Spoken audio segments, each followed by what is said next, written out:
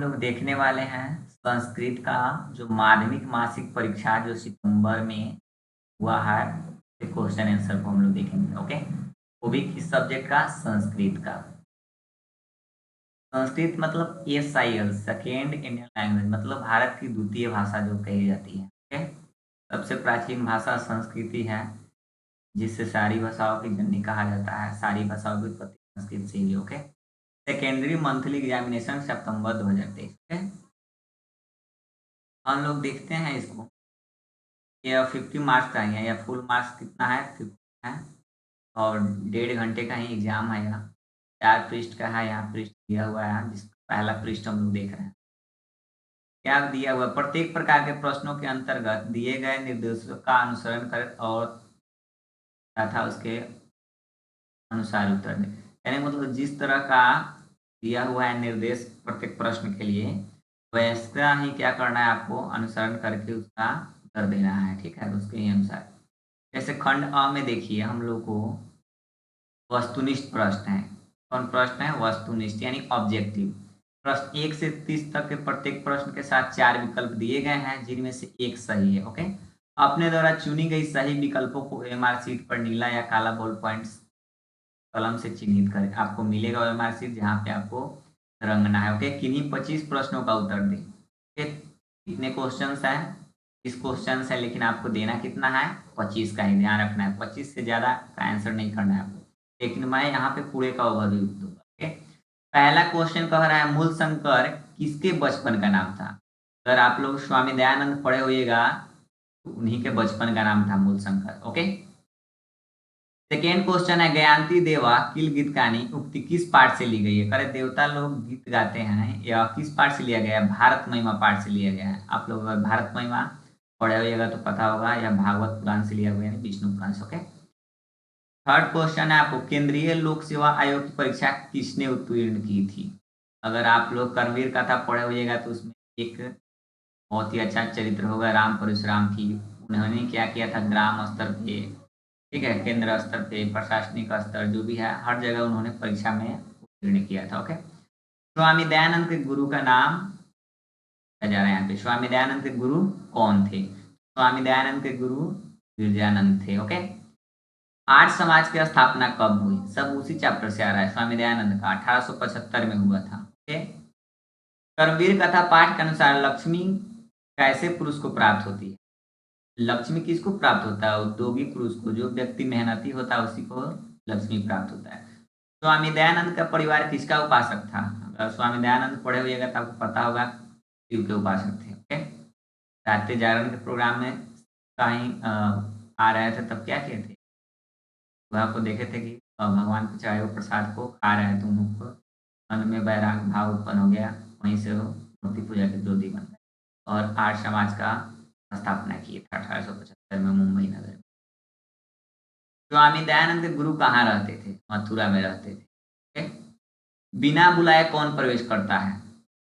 बिना बुलाए मूर्ख। मूर्ख का विशेष क्या है? विशेषता क्या है? जो बिना बुलाए प्रवेश करेगा, बिना पूछे बोलेगा, अविश्वासी पे विश्वास करेगा, वो पुरुषों में क्या होता है? नीच होता है। नेक्स्ट है 10 नंबर क्वेश्चन, काम क्रोध और लोभ से किसकी प्राप्ति होती है? तो आप लोग पढ़े होइएगा नरक के 3 दरवाजे होते हैं, काम क्रोध और लोभ। ये 3 चीज कीजिएगा तो आपको नरक की प्राप्ति होगी। क्वेश्चन को घुमा दिया गया है, दूसरा कुछ नहीं है। अक्षर आरंभ किस प्रकार की संस्कार है? तो भाई हम लोग पढ़ना लिखना किस संस्कार में शुरू करते हैं? क्या संस्कार में? यस, सर शुक्ला सरस्वती महाकवि दंडी ने किसे कहा है? विजयंका को कहा है। आप लोग संस्कृत साहित्य में लेखिका को पढ़े होइएगा, आपको ध्यान होगा सरस्वती शुक्ला जो है दांडी ने कहा है विजयंका को। सत्यमेव जयते, विजयंका का वर्ण श्याम है, मतलब सांवले कलर का था। सत्यमेव जयते किस उपनिषद से उल्लिखित है? मुंडक उपनिषद से है। आप लोग मंगलम पाठ पढ़िएगा तो तीसरा श्लोक में है, सत्यमेव जयते नान्यतम। सत्य की विजय होती है, झूठ की नहीं। कौमुदी उत्सव किस शासन काल में मनाया जाता है? गुप्त काल में।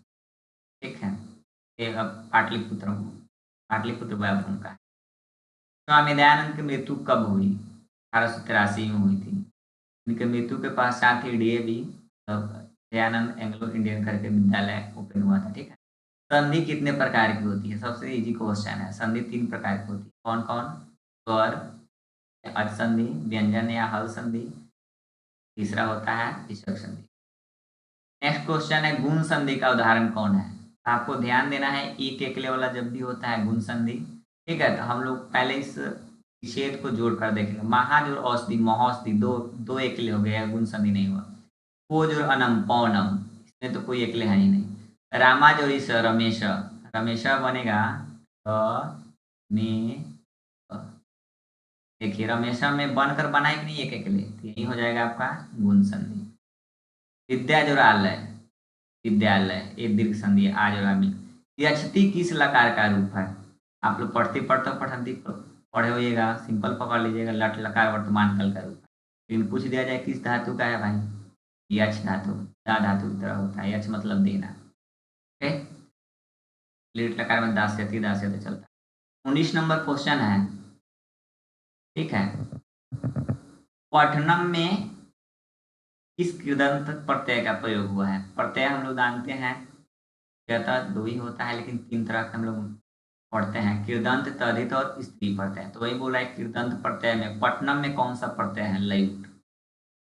आपको कैसे याद रखना है लयुट प्रत्यय है? जहाँ पे लास्ट में नम मिले पढ़ लेना है लयुट प्रत्यय। अष्टाध्यायी किस समास का उदाहरण है? संख्या पूर्व दिगु, जिस समास का पहला पद संख्यावाची, अष्ट मतलब 8, अष्टाध्यायी के लेकर पाणिनि है। ओके।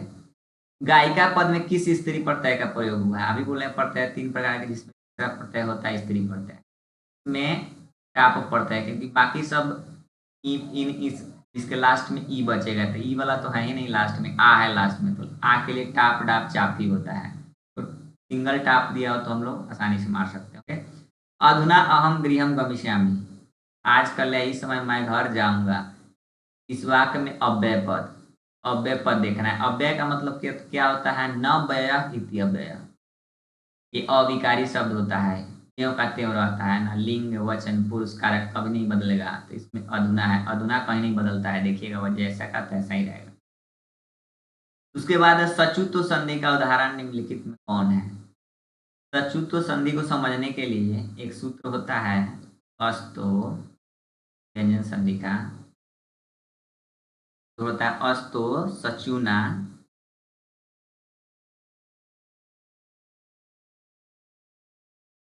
सचुना, सचु।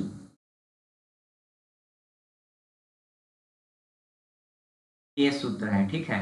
इस सूत्र के अनुसार क्या होता है? यह सूत्र क्या कहता है? यदि स के बाद, मतलब दंत स के बाद, ठीक है, तालाब स या च वर्ग आवे, ठीक है, दंत स का क्या हो जाता है?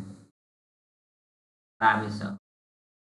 एग्जाम्पल के तौर पे हम लोग देखना चाहें तो हम लोग ले सकते हैं, जैसे रामस जोर चेते, रामस चेते, रामस जोड़ चिनोती, रामस चिनोती। ओके, तालाबे से हो जाएगा, यहाँ हलंत लगा हुआ है, ध्यान रखना है। आधा दंत स का हो जाएगा आधा तालाबे से। ओके, लेकिन यहाँ पे उस तरह का एग्जाम्पल नहीं है, ठीक है।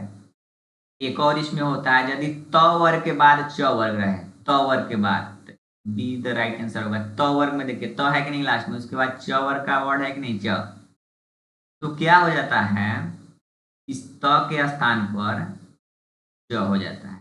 त के स्थान पर क्या हो जाता है? च हो जाता है। तो इसको जोड़िएगा, त का स, त का आधा च, उसके बाद चित है तो ची अतस बन जाएगा वर्ड।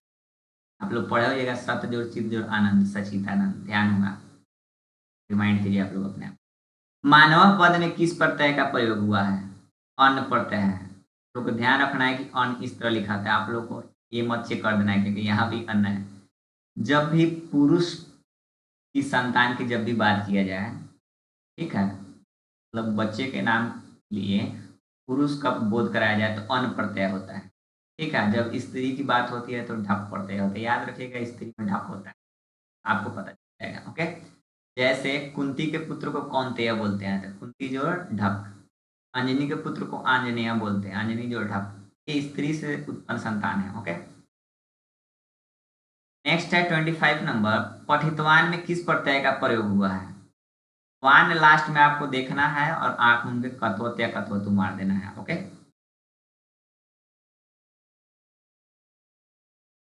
पत में लास्ट में टह त होता है, तत्री में मानव मानव होता है। ठीक है, इसी तरह करके सब प्रत्यय आप लोग देख सकते हैं। चानस प्रत्यय है। ठीक है, संस्कृत में उपसर्गों की कुल संख्या कितनी है? तो संस्कृत में उपसर्ग 22 होती है। प्र अपसम अनु निस इस तरह करके 22 होते हैं संस्कृत में। हिंदी में भी 22 ही मानी जाती है, लेकिन हिंदी में अगर स्पेसिफिक कहा जाए उपसर्ग तो 10, उर्दू में 12, टोटल मिलाकर 22 होते हैं। तो हिंदी में केवल कहा जाए उपसर्गों की संख्या बताइए, 22 होगा। हिंदी वर्ड डाल दिया गया तो 10 होगा। ओके, गरियान पद का प्रयुक्ति प्रत्यय क्या होगा? तो गुरु जोर यशुन होगा। लास्ट में यान देखकर पकड़ लेना है, यशुन प्रत्यय। ईस्टर्न में लास्ट में आधा स अठ विसर्ग होगा, मूर्धन्य स। इमनिच में लास्ट में माँ होता है। ओके, यान तो होता ही नहीं है। ओके, व्याघ्रात भयम किस समास का विग्रह वाक्य है? जहां भी विभक्ति चिन्ह आपको देखना है तत्पुरुष समास मार देना है। ओके, तत्पुरुष समास के अंदर होता है तो पंचमी विभक्ति लगी हुई है तो पंचमी विभक्ति। हितार्थानाम भय हेतु का एग्जाम्पल। 29 है, सह इतस ततः भ्रमति, वह इधर उधर घूमता है टहलता है। वाक्य में रेखांकित पद में का उदाहरण है। तो वह धीरे धीरे टहलता है, टहलने का विशेषता बतलाया जा रहा है, मतलब क्रिया का विशेषता बतलाया जा रहा है, तो एक क्रिया विशेषण का उदाहरण है।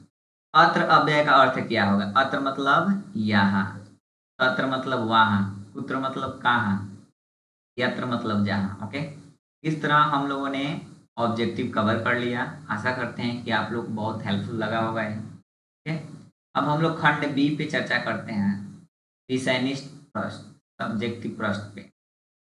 ऑब्जेक्टिव एंड हो गया। निम्नलिखित प्रश्नों में से किन्हीं 5 प्रश्नों का उत्तर दें। प्रत्येक प्रश्न के 2 अंक का है, 5 ही क्वेश्चन देना है आपको। ठीक है, दिया हुआ है 10, लेकिन 5 का आंसर करना है। मध्यकाल में भारतीय समाज की स्थिति कैसी थी? आप लोगों को पता होना चाहिए कि स्वामी दयानंद से। ओके, तो मध्यकाल में क्या थी? बहुत सारी क्या थी? दूषित प्रथा थी, जैसे विधवा के घर की स्थिति, छुआछूत, जाति प्रथा। उसके बाद था आपको स्त्रियों की शिक्षा,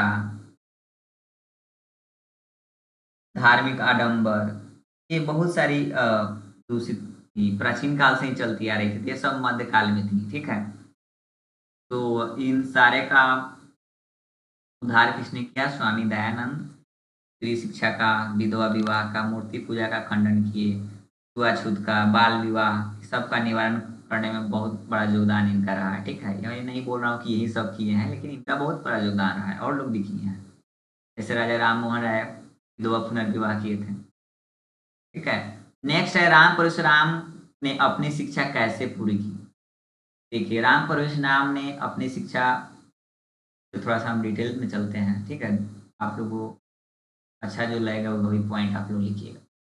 राम परशुराम ने एक नवीन दृष्टि संपन्न शिक्षक आए थे, जिनके बदौलत उनके शरण में जाकर शिक्षा ग्रहण किए और मन लगाकर पढ़े तो प्राथमिक विद्यालय में प्रथम स्थान प्राप्त किए, फिर मध्य विद्यालय में, फिर उच्च विद्यालय में, इस तरह करते करते प्रशासनिक विद्यालय में भी उन्होंने मेरा मेरा छात्रवृत्ति के दम पे पुस्तकालय में रहकर मनोयोग से पढ़ते थे, यह समय गंवाए। ठीक है, इनकी जीवनी पे चर्चा करो तो इनका परिवार एक ऐसा घर था, कठिन से जीवन यापन करने वाला, कठिनाइयों से हर फूसता था, न धूप से बचा सकता था न वर्षा से। वर्षा होती तो टपकता था, धूप होता था तो धूप ही लगती थी। ठीक है, इनके इनके एक पिताजी थे, माँ और एक छोटी बहन थी। ठीक है, कर्मवीर इनका नाम था, राम परशुराम, इसलिए कर्मवीर कथा कहा गया है। कर्मवीर की जो कथा है, ये कर्मवीर कथा। ठीक है? उसके बाद है नीति श्लोक पाठ में मूर्ख के लक्षण को कैसे बताया गया है? मूर्ख के लक्षण, ओके। तो नीति श्लोक कहने का मतलब होता है नीतिपूर्ण बातें। तो मूर्ख के लक्षण बताया गया है कि जो बिना बुलाए बोलता है, बिना पूछे बोलता है, बिना बुलाए प्रवेश करता है, अविश्वासी पे विश्वास करता है, उसों में नीच होता है, वही मूर्ख होता है, ओके। भारतीय जीवन में संस्कारों की क्या उपदेयता है? बिना संस्कार का तो संस्कृति आएगी नहीं व्यक्तिगत। संस्कार का होना बहुत जरूरी है कि हम लोग अपनी जो सभ्यता को है बचा कर रखें। समय समय पे किन संस्कारों का प्रयोग होता है, जैसे आप लोग पढ़े होइएगा जन्म पूर्व संस्कार कुल 16 होते हैं, जन्म पूर्व 3, शैक्षणिक शर्त होते हैं, और शिक्षा संस्कार। क्लियर कर लेता हूँ संस्कार के बारे में, ओके। जन्म से पूर्व तो 3 है, क्लियर है, ओके। उसके बाद शैक्षणिक संस्कार जो होता है, ठीक है, वो आपको 5 होता है।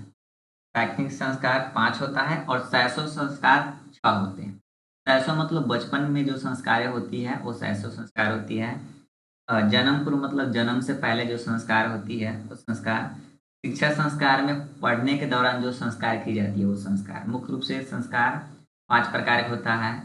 एक जन्म पूर्व, एक शैशव, एक शैक्षणिक, उसके बाद गृहस्थ जीवन में एक विवाह संस्कार होता है, और मरने के बाद एक अंत्येष्टि संस्कार होती है, ओके। भारत महिमा पाठ में क्या वर्णित है? ऑफ कोर्स भाई भारत के बारे में वर्णित है।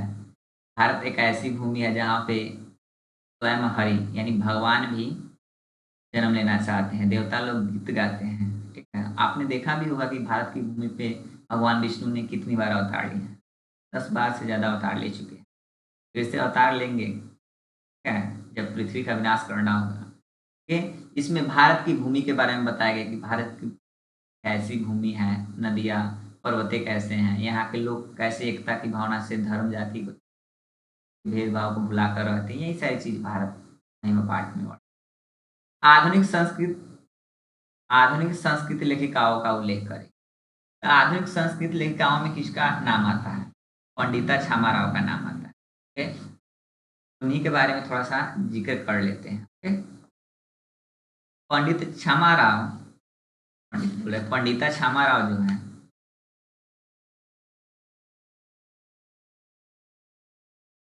वो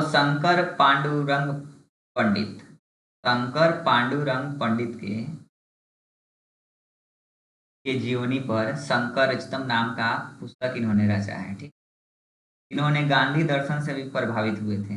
सत्यग्राहिता, मीरा लहरी, कथा मुक्तावली, विचित्र परिषद यात्रा, ग्राम ज्योति इत्यादि अनेक गद्य और पदों को इन्होंने बनाया है, ठीक? निर्मित किए हैं, रचना किए हैं। अब वर्तमान में लेखिकाओं में पुष्पा दीक्षित, वनमाला है, मौलाकर है, मिथिलेश कुमारी मिश्र है, इत्यादि हैं, ठीक? अब हम लोग को देखना है पाटलिपुत्र में विद्यमान दर्शनीय स्थलों का उल्लेख करना है। भाई तो पटना के बारे में तो बिहार के ऐसे कोई बंदे नहीं होंगे, ऐसे स्टूडेंट नहीं होंगे जो पटना के बारे में नहीं जानते होंगे। पटना में गोलघर है जो अनाज की भंडारण के लिए बाढ़ के समय में बनवाया गया था, ठीक है।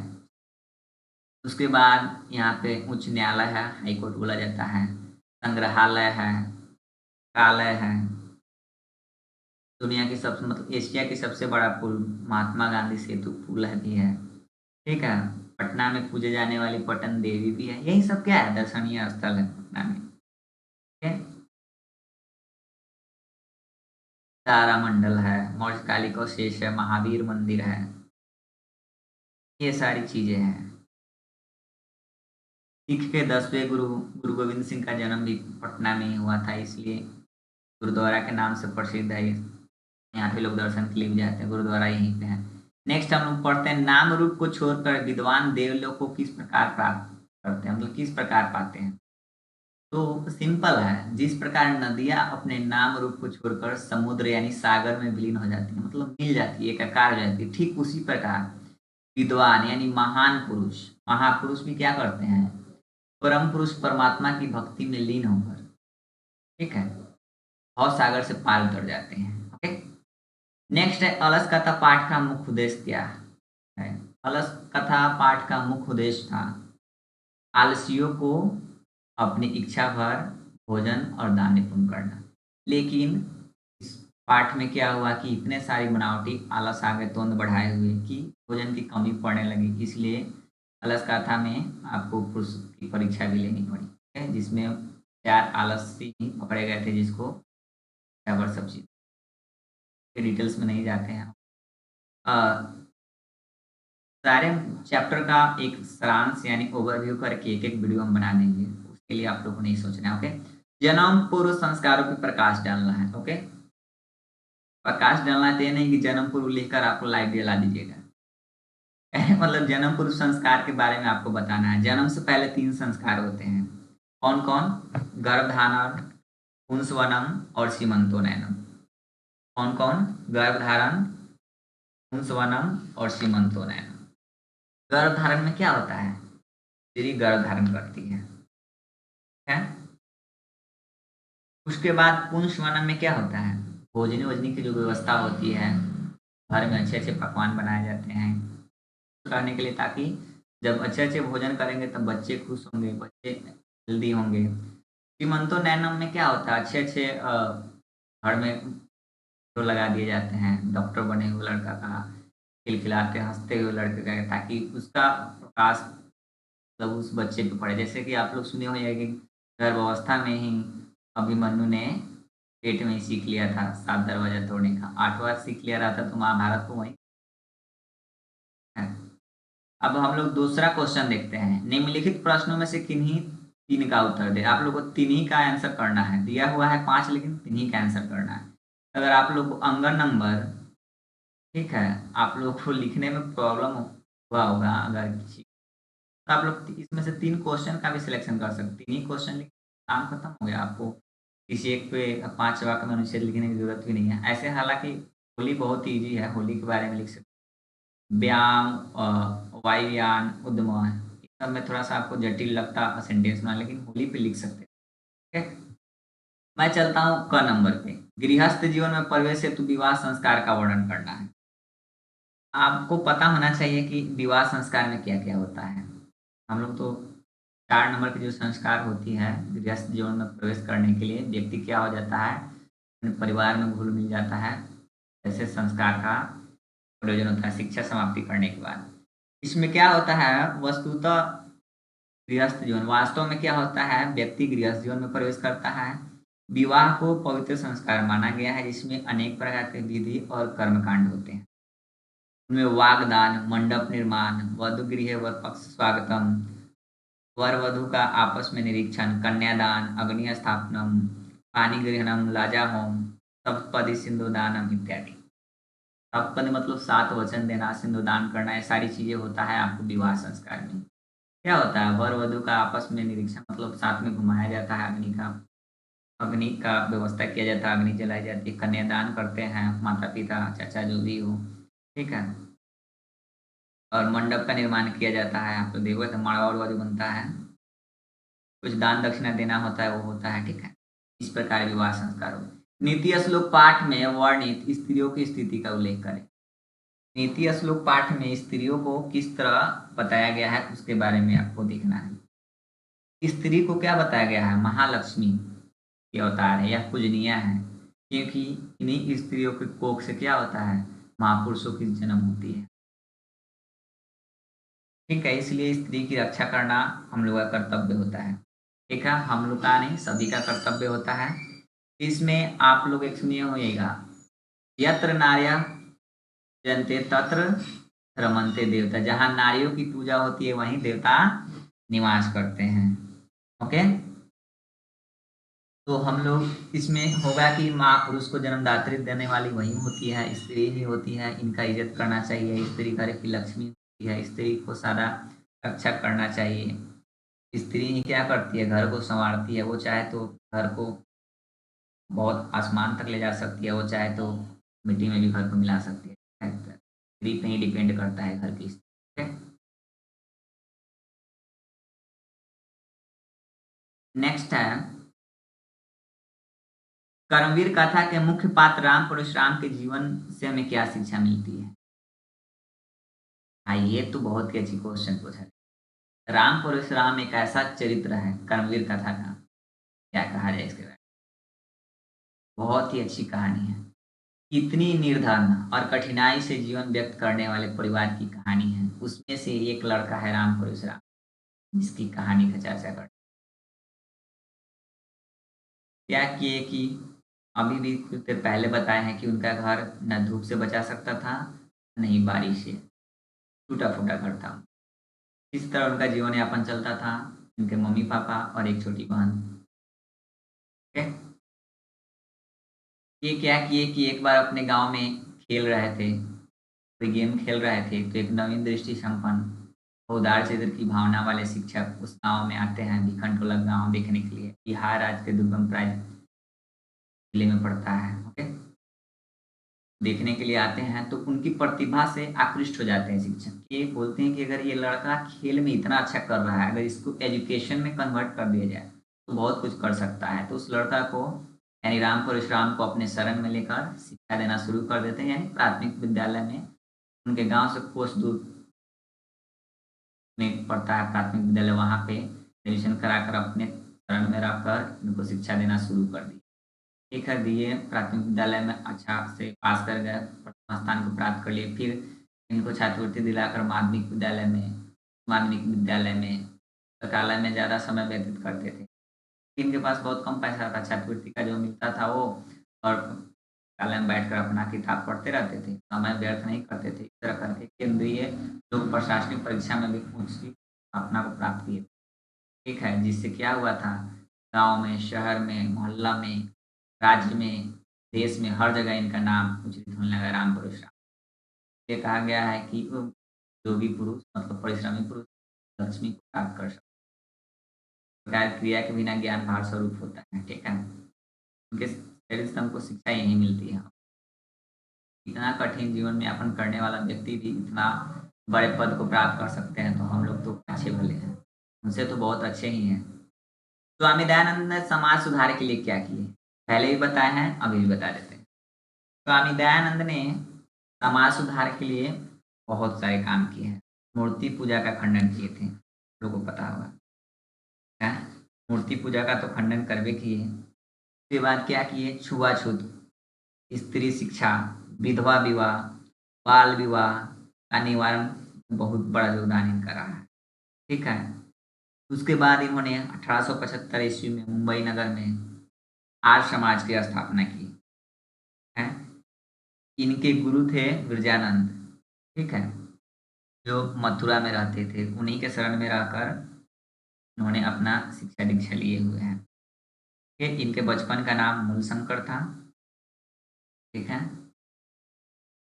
इनकी मृत्यु 1883 ईस्वी में हो गई। इनके मृत्यु के पश्चात ही दयानंद एंग्लो वैदिक विद्यालय खोला गया था। ठीक है, जो अभी भी चलता है, गुरुकुल है।